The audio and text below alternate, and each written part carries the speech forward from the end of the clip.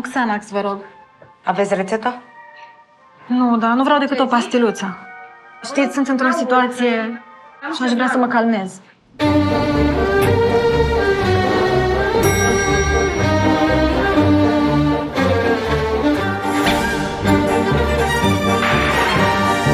Nu eu l-am pus pe net.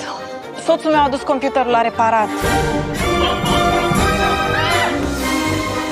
Domnișoară, Ce-ai, domnule? Lasă-mă în pace. te rog, privește unde de la Pierre Vaillant, ai uitat? Lăsați-mă, domnule, în pace. Ce aveți?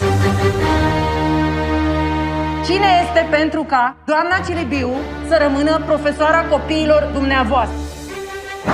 Vedeți că ați blocat trotuarul. Înseamnă că este nevinovată. Să vadă clipul și cei care nu l-au văzut. Îl ascultă la oral. Da, și eu vă rog să vă opriți, gata. Nu oprim nimic, vreau să vedem până la finalizare.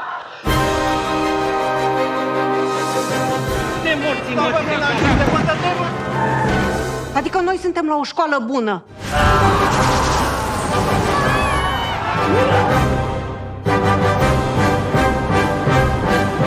Sunteți niște jigodi. Asta e inadmisibil. Niște ședință umană. Cu cât opinia pe e mai mărginită, e mai importantă.